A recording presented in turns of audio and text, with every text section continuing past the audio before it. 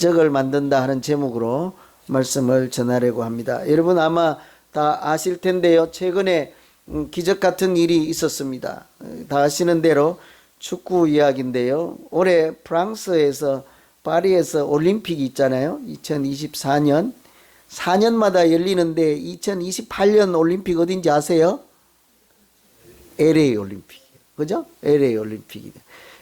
올해 올림픽 이렇게 나가려고 나라마다 모여서 축구 예선전을 하는데 한국은 40년 만에 올림픽을 못 나가게 되었습니다. 한 번만 이제 4년마다 열리니까 이렇게 40년이라는 말은 10번 연속 나갔다는 얘기인데요. 9번에 잘렸습니다. 10번 나간 나라가 없다네요. 제가 조사는 안 했지만. 그 우리나라가 아주 유일한 기록을 세우는가 했더니 탁 거기서 주저앉게 돼서 전부 난리죠. 그런가 하면 한국을 이겨버린 나라 인도네시아입니다. 인도네시아가 한국을 물리치고 무려 이 나라는 68년 만에 거의 70년 만이죠. 올림픽을 나갈 수 있는 가능성이 열리게 된 거예요. 4강까지 올라갔으니까 뭐 올림픽 나가지 못한다 하더라도요 이 자체가 이미 기적이죠. 그래서 온 나라가 대성통곡을 하고 기쁨의 눈물이요 축제를 벌이고 난리인데요. 왜 이게 기적인가 하면 한국은 세계에서 23등이에요. 피파 랭킹이 축구. 이 인도네시아는 40등도 아니고 80등도 아니고 120등도 아니고 134등짜리가 23등 23위 한국을 이겨버렸으니 난리가 난 거예요. 그런데 마침 그 나라를 이끄는 감독이 한국 사람이에요. 그러니 이분은 이기고도 웃지를 못해. 그죠? 이기고도 죄송하면 어쩔 줄을 몰라 하는 거야. 이 도대체 왜 이런 일이 일어났을까? 왜 이런 기적 같은 일이 일어났을까? 그래서 제가 좀 궁금했어요. 어떻게 이런 일이 일어났을까? 하고 보았더니 그 보이지 않는 그 기적의 뿌리에 사랑이 있다는 것을 발견하게 된 거예요. 그래서 기사를 예전부터 추적을 해서 보니까 한국 사람인 신태용 감독이 인도네시아 감독이잖아요. 이분은 거기 가서 마치 아버지처럼 선수들을 정말 아끼고 사랑했다. 특별한 사랑이 있었다는 거예요. 여러분 축구를 발로 합니까? 마음으로 합니까? 에? 발로 해요? 어이, 그럴까? 나 잘 모르겠네. 우리 한번 해봐야 되겠네. 그죠? 당연히 발로 하죠. 여러분 축구를 기술로 합니까? 정신으로 합니까? 아까는 또 다른 소리 하더니만. 우리가 일본 사람들하고요 만나면 가위바위보를 해도 이겨야 된다면서요. 제가 말하는 게 아니라 사람들이 그래요. 세상에 일본 사람 만나면 가위바위보를 해도 이겨야 된대. 뭐예요? 무슨 일을 하든 정신으로 이기겠다는 거죠.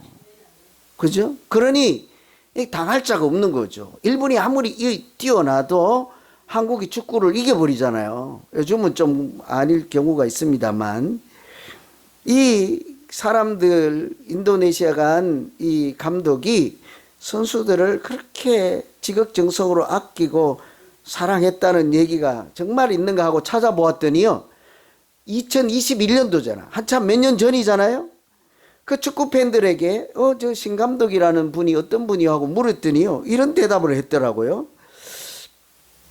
선수들에게 신 감독은 스승이고 롤 모델이자 아버지입니다. 무섭지만 사랑이 넘치는 분입니다. 그랬어요. 또 다른 분이 그래서 존경한다 이렇게 마감을 했고요. 다른 한 분은 신 감독님은 매우 엄격하지만 그 뒤에선 국가대표팀의 발전을 위해서 모든 선수를 사랑하는 분입니다. 그랬어요. 기술을 가르쳤다 이런 얘기 없잖아요. 선수들을 지극정성으로 아끼고 사랑했더라. 이 얘기가 있은 거예요. 그러니 우리가 흔히 그러잖아요. 사랑은 변화를 낳고 변화는 기적을 만든다 그래요. 흔히 무슨 일이든 사랑이요 작은 변화를 불러일으킨다고요. 그 변화가 자꾸 모이면 기적이 된다고요. 그 사람들에게 특별한 사랑으로 아끼고 정신을 새로 가다듬게 하고 했더니 선수들이 마음이 달라진 거예요. 정신이 달라진 거예요. 뭐 발이 커진 거 아닙니다. 그랬더니 기적을 만들어냈잖아요. 여러분 오늘 말씀도요. 제가 이 이야기를 듣고 보니 오늘 말씀에 보면 예수님이 뭐 사랑한다, 하나님이 사랑한다, 사랑이라는 단어조차 나오지 않지만 그 뒤에 숨어 있는 하나님의 사랑이 기적을 만드는 말씀이라 할 수 있는 거예요. 우리가 오병이어 하면 잘 알아요. 그죠? 오병이어. 병자가 조금 얇은데 한문이라서 떡병이잖아요. 떡 5개, 물고기 2마리인데 그 이야기는 떡 5개와 물고기 2마리로 5,000명을 먹이시는 기적을 베푸신 이야기 잘 아는데요. 여러분 칠병이어는 들어보셨습니까? 그죠? 똑같이 성경에 나오는데 우리가 오병이어면 잘 기억하는데 칠병이어는 잘 모를 수도 있다고요. 5개가 아니라 이번엔 떡 7개와 물고기 2마리로 4,000명 많은 사람들을 먹이신 이야기인데 우리가 잘 기억하지 못하는 것처럼 그냥 똑같은 이야기네. 왜 이렇게 같은 이야기를 2번씩이나 할까 싶은데 사실은 이것은 작은 것으로 큰 기적을 만들었다 하는 이야기가 아니라 하나님의 숨은 사랑이 전혀 기대하지도 예상치도 못했던 이방 지역에서도 우리가 생각지 못하는 큰 은혜와 기적을 만드셨다 하는 것이 오늘 말씀의 요점인 거예요. 그래서 도대체 하나님의 어떤 사랑이 이 말씀, 이 사건 가운데 숨어 있을까 하고 이렇게 어떤 사랑이 기적을 만들어냈을까 이렇게 살펴보면요. 차별 없는 사랑은 기적을 만듭니다. 여러분, 차별하지 않으면요. 사랑하는 사람이라 할 수 있어요. 보통 사람들은 많이 서로를 보고 다르면 배척하고 좀 나와 좀 다르면 사랑하기가 참 어렵거든요. 이 당시에 오병이어라고 하는 것은 유대인을 위한 기적이었습니다. 오늘 나오는 것을 굳이 칠병이어라고 한다면 이것은 이방인을 위한 하나님의 은혜였어요. 기적인 거예요. 그래서 말씀드린 것처럼 뭐 작은 것으로 많은 사람들을 먹여 살린 기적이다 라기보다 하나님께서 보이지 않는 은혜가 이방 지역에서도 역사하신다 이 얘기거든요. 오병이어는 5개잖아요. 이스라엘 선민들은 모세 오경을 읽는 구약이 5권 모세 오경이라 부르잖아요. 여기에 익숙한 사람들이에요. 그래서 오래서 떡이 5개라 할 수 있습니다. 그러면 칠병이어는 떡이 7개인 것은 왜 이방 지역에서 베풀었다고 말할 수 있어요 하면 이것은 동서남북의 4잖아요. 그 삼위일체 하나님이 3하고 더하면 완전수 7이라고요. 하나님께서 동서남북 온 세상 가운데 은혜를 베푸시는 숫자라고 할 수 있는 것입니다. 뿐만 아니고 오늘 보면요. 다 먹고 남은 그것을 셀 때 그 그릇이 있잖아요. 뭐든가요? 바구니예요? 광줄이에요? 맨날 헷갈리죠. 그죠? 그러면 오병이어는 유대인을 위한 하나님의 기적이란 말이에요. 다 먹고 남은 것이 얼마나 남았습니까? 그때는 광줄이에요? 바구니예요? 왜 그런가 하니 그 단위가 중요하다고요. 그 지방에서 쓰는 그릇으로 담았을 거 아닙니까? 그때는 바구니예요. 그러면 몇 바구니가 남았을까요? 5,000명 유대인들을 먹이고 남은 것은 그릇에 담았더니 몇 그릇이게요? 묻지도 않고 12그릇이어야 됩니다. 12바구니. 왜 그렇죠? 12지파에 한 개씩 남았다고 생각하시면 12지파에 익숙한 사람들이라 12바구니인 거예요. 이방 지역에 베푸신 오늘 말씀은 다 먹고 남았더니 얼마나 남았을까요? 여기도요, 묻지도 않아서 7개가 되어야 답입니다. 왜 그런가 하니 당시에 이방인들, 가나안 약속의 땅에 사는 족속들, 이방인들을 가나안 7족속 이렇게 얘기를 하거든요. 그러니까 12지파에 대비해서 7지파, 7족속에게 하나씩 남는다면 얼마 남아야 돼요? 7바구니가 아니고 이번에는 이방인들이 쓰는 그릇에 담아서 남아야 되니까 7개 광주리에 남은 거예요. 그러니까 이런 맥락을 조금만 알면 외우지 않아도 그냥 안 헷갈리게 되어 있는 거예요. 그래서 오늘 이 말씀은 작은 것으로 많이 먹인 기적이 아니라 사실은 똑같은 내용이지만 그것보다 더 중요한 것은 어디에서예요. 유대인들이 당시에 이방인들을 얼마나 차별했습니까?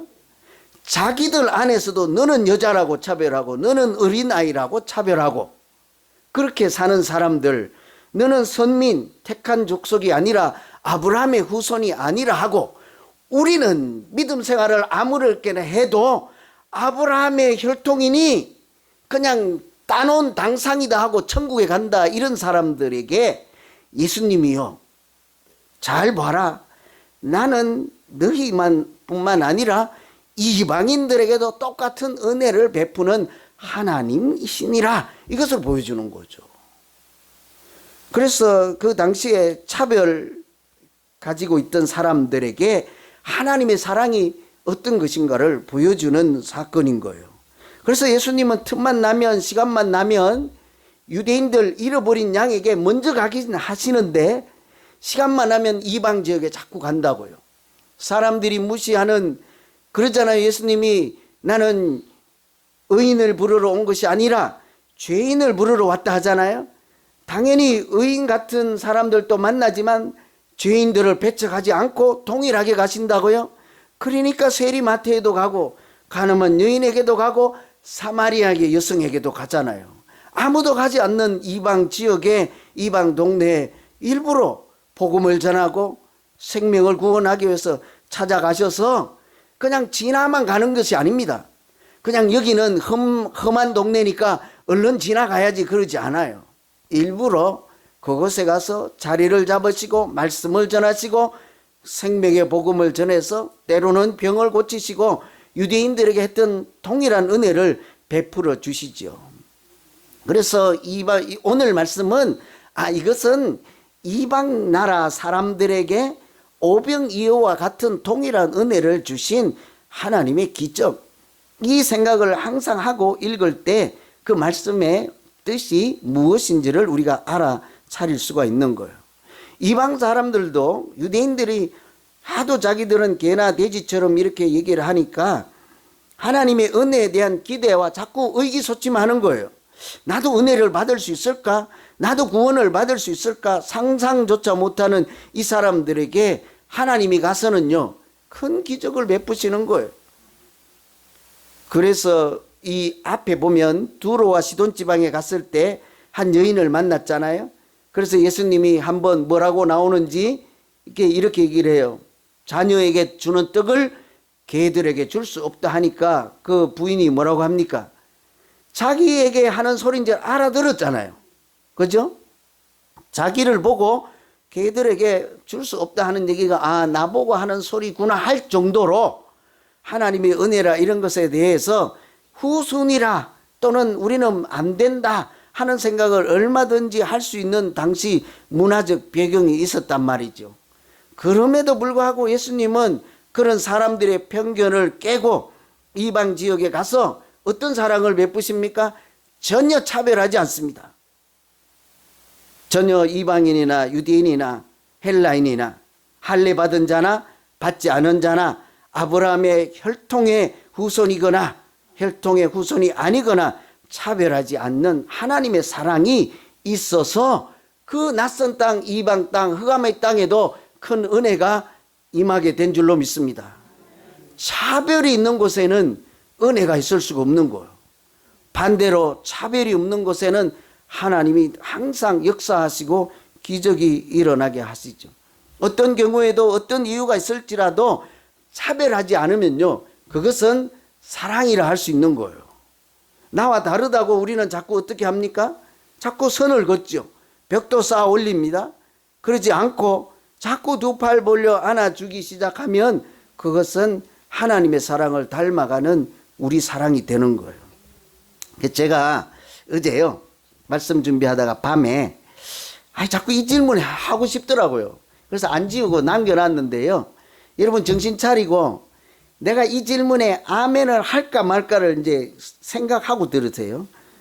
그냥 주무시다가 생각 없이 아멘 하지 말고 잘 생각하고 한번 지금부터 생각하세요. 잘 들어보고 그래야 되니까요.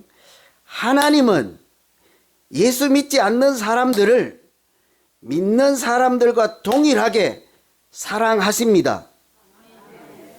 아멘 할 거예요? 난 안 하고 싶은데.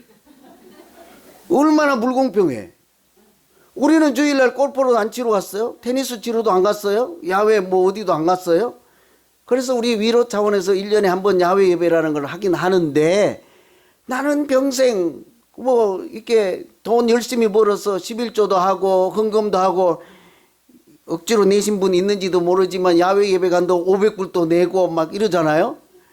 그런데 교회도 안 와보고 믿지도 않은 사람하고 하나님이 은혜를 동일하게 주신다고? 그럴 수는 없나이다. 그죠? 이런 억울할 수가 없는 거지. 내 생각에는 안 될 것 같은데. 한 번 더 할까요? 정말? 아멘 하실 거예요? 사실은 우리가 참 아멘 하기는 어려운데 하나님은 우리가 생각하는 하나님과 좀 달라. 그죠? 달라요. 차별 없는 사랑이에요. 제가 참 억울할 때가 있는데요. 여러 가지 중에 제가 이제 애들이 셋인데 참 교회에 와서 제가 이런 억울한 하소연을 할 때가 뭐 어디 있습니까? 제가 집에 갔다 그러다 쫓겨나는데 10손가락 깨물어서 안 아픈 손가락이 없다고 하는데 그래서 제가 한 개씩 깨물어도 받긴 했어요. 틀림없이 새 놈을 동일하게 사랑했는데 걔들은 나보고 차별했다니. 이 억울함을 누가 해결해 주리요? 어찌하리요? 그죠? 누가 잘못입니까? 아버지는 공평하게 사랑했대요. 그런데 받는 자녀들은 차별을, 대우를 받았다는데요. 누구 손 들어줄래요? 받은 사람 느낌이 중요한 거죠. 받은 사람이 중요한 거죠. 차별하지 않았다고 하는데 상대방이 차별했다면 그 사람이 중요한 거죠. 여러분 저를 왜 차별하십니까? 안 했다고요? 저는 느끼는데요. 왜 받은 사람 느낌이 중요한 거예요. 우리 애들이 중에 하여튼 한 분이 좀 특별하긴 하지만 이렇게 한다면 우리가 차별 없는 사랑을 어떻게 해야 될까를 참 많이 고민해요. 그것은 하나님의 사랑이에요. 우리가 아무 불평도 없는 완전한 사랑은 못할지라도 차별 없는 하나님의 사랑을 흉내라도 한번 내봐야 되지 않겠습니까?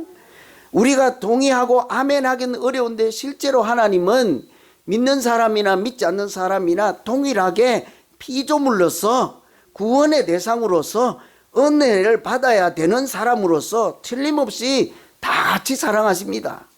그렇다고 우리가 나는 아브라함의 자손이요, 나는 예수 믿는 사람이요, 그럴 수는 없나이다라고 말할 수도 없는 거예요. 여러분 요나가 니느웨에 가서 복음을 전하려고 할 때 배 타고 다시스로 도망갔잖아요. 하나님이 그 머리통을 끄집어 잡고 다시 물고기 뱃속에 넣었다가 빼가지고 그래도 결국은 그 가서 복음을 전할 때 요나는 선민이요 니느웨는 이방인들이잖아요. 그 이방 땅에도 요나를 통해서 하나님이 은혜를 베푸심으로 전 국민이 회개하고 구원받는 은혜를 하나님이 역사하신 줄로 믿습니다. 그러니 성경에 증거도 있고 우리가 아멘도 했고 부인할 수가 없는 거예요. 하나님은 차별 없는 사랑으로 우리 인생 가운데 또 온 세상 가운데 얼마든지 기적을 베푸시는 줄로 믿습니다. 문제는 우리겠죠. 우리도 이렇게 차별하지 않는 하나님의 사랑을 따라 조금 다르다고 벽 쌓지 말고, 내 수준하고 다르다고 비난하지 말고, 어떤 조건이라도 이렇게 내치지 말고 두 팔 벌려 안아주시면 하나님께서는 틀림없이 그런 공동체, 그런 가정, 그런 교회에 기적을 베푸시고 은혜가 충만한 하나님 나라인 천국이 되게 하실 줄로 믿습니다. 아이고, 아멘이 부담되는데 걱정이네요. 그죠? 아멘 하시긴 했는데 내일 차별하는 일이 없어야 될 텐데, 그죠? 제가 열심히 기도할게요. 여러분이 뭔 잘못이겠습니까? 다 그죠? 제 탓이지요. 하여튼 한번 해보자고요. 그죠? 아멘 일단 하긴 했습니다. 예수님이 오늘 보이는 본문 가운데 기적을 만드는 사랑은요, 첫 번째는 차별 없는 사랑이 기적을 만든다예요. 두 번째는요, 불쌍히 여기는 사랑이에요. 불쌍히 여기면 틀림없이 그런 곳에는 기적이 나타납니다. 32절에 보면 예수님께서 제자들을 불러 이르시되 내가 무리를 불쌍히 여기노라 이러죠. 여러분, 성경에요, 불쌍히 여긴다 하는 말씀이 등장하면 뒤에 자동적으로 따라오는 내용이 있어요. 뭔지 아세요? 예수님이 내가 저 남자를, 저 여인을 불쌍히 여기노라 했거나 또는 어느 고을을 불쌍히 여기노라 하면 반드시 따라오는 내용이 있습니다. 뭔지 아세요? 기적을 베푸십니다. 반드시 불쌍히 여긴다 하면 자동적으로 그 다음에 병을 고치든 38년 안전뱅이를 고치든 눈 먼 자를 고치든 기적을 베푸시는 사건이 일어나게 되어 있어요.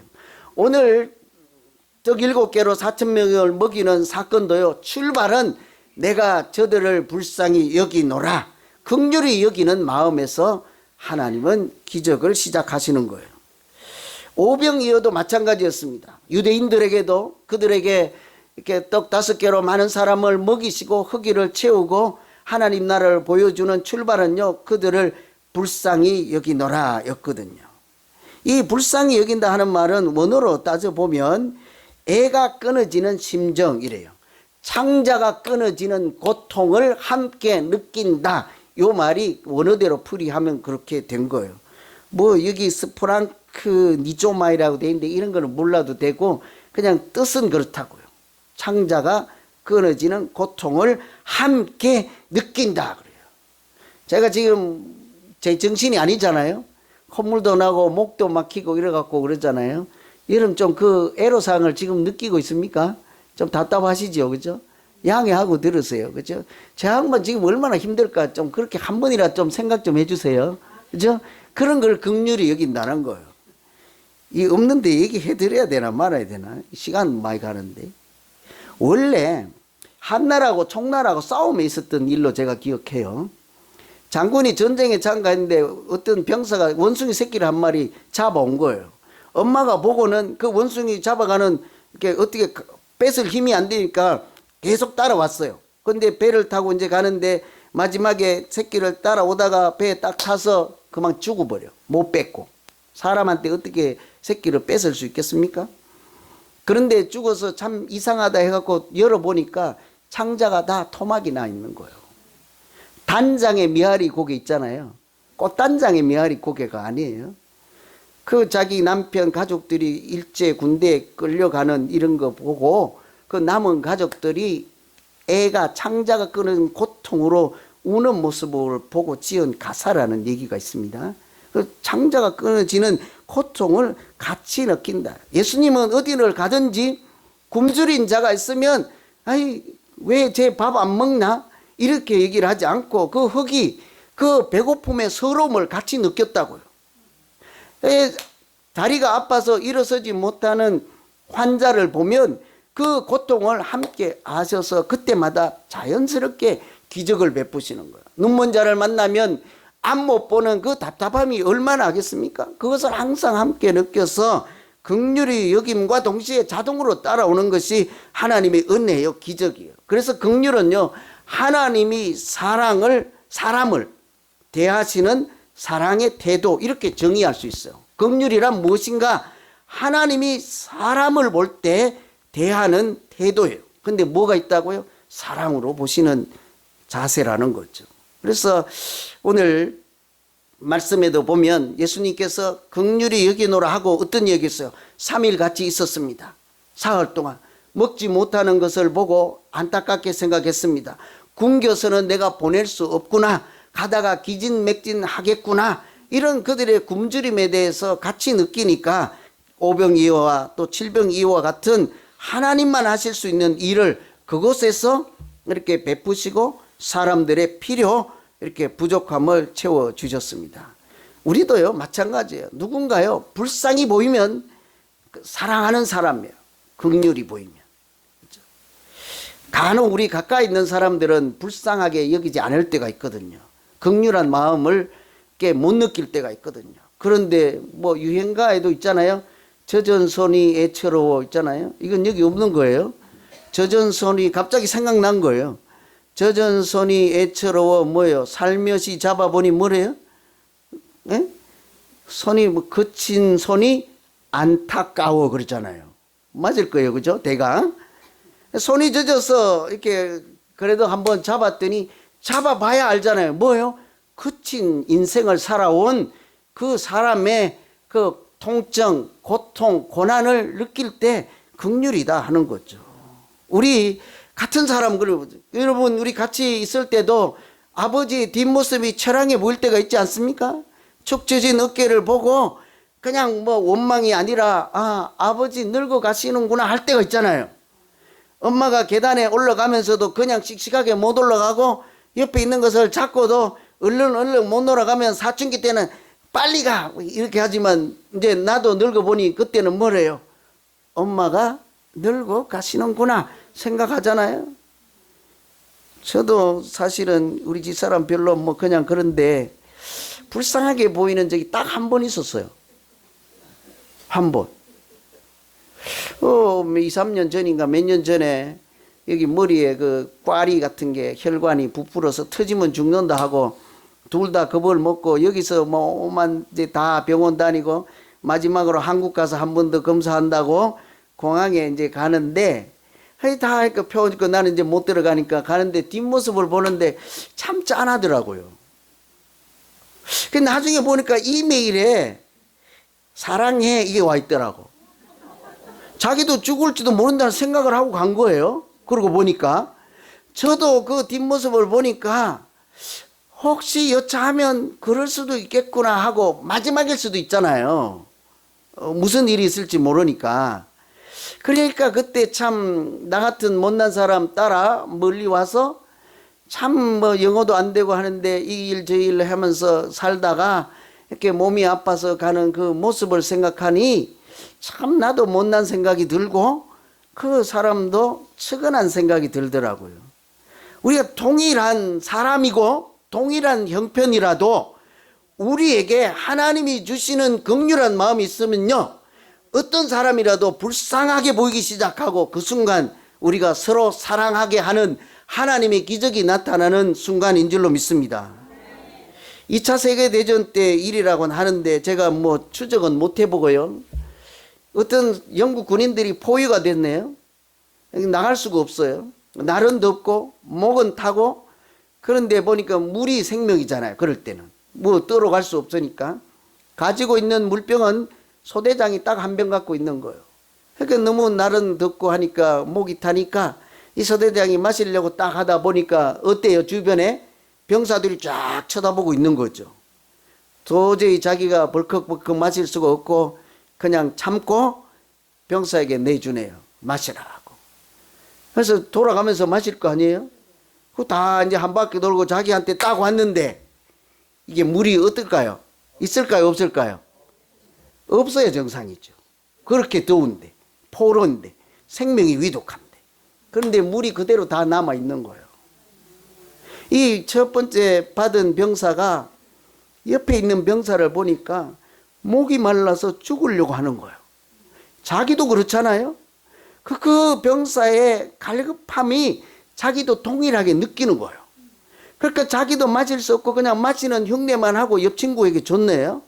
옆 친구도 옆에 있는 친구를 보니까 그도 목이 말라서 죽으려고 하는 거죠. 동일하게 서로 고통, 아픔을 느끼니까 자기만 살려고 하는 이기적인 생각이 아니라 우리의 고통을 함께 제휴하시는, 긍휼히 여기시는, 같이 느끼는 하나님의 심정이 있어서 그 물을 서로 마시는 신용을 하고 한 바퀴 돌고 왔는데도 물이 반 통 이상 남아 있는 거예요. 그 사랑에 긍휼히 여기는 마음이 기적을 만들잖아요. 모두 다 생존하게 하시고 원군이 올 때까지 견딜 수 있게 하셔서 다 살아남은 거예요. 여러분, 전쟁터에서만 그렇겠습니까? 우리가 조금씩만 달리 보고 하나님이 주시는 마음으로 보세요. 누구는 믿음이 크다 하고 믿음이 작은 사람 뭐라고 할 겨를이 없습니다. 누구는 봉사 많이 하고 누구는 덜 한다고 해서 차별에 그런 생각이 들지 않습니다. 저 사람은 저런 사정이 있겠거니 하고 하나님은 눈으로 보기 시작하면 멀쩡한 사람도 불쌍하게 보이기 시작하는 거예요. 그거는 동정심이 아닙니다. 나보다 못하다고 무시하는 생각이 아닙니다. 죄가 없지만 십자가에서 두 팔 벌려 나의 죄 짐까지도 다 져주시고 우리를 부르실 때 수고하고 무거운 짐진 자들 다 내게로 오라 하신 그 예수님이 우리의 짐을 대신 져주시는 심정으로 우리가 서로를 바라보면 차별하지 않는 사랑으로, 또 예수님이 하시는 것처럼 불쌍히 여기는 사랑으로 하나님은 우리 가운데도 얼마든지 생명이 살리는 기적을 나타내시고 구원받는 은혜를 우리를 통해서도 얼마든지 만들어 가실 줄로 믿습니다. 저는 다시 한번 우리 모두가요, 아까 질문 드린 것처럼 하나님은 이방 지역 누구 차별받는 사람 모두 사랑하시니 우리도 흉내라도 내며 우리 가정에도 우리 교회에도 이 세상 가운데도 차별 없이 서로 사랑함으로 천국을 만들어가는 우리의 믿음 생활 되기를 다시 한번 간절히 축원합니다.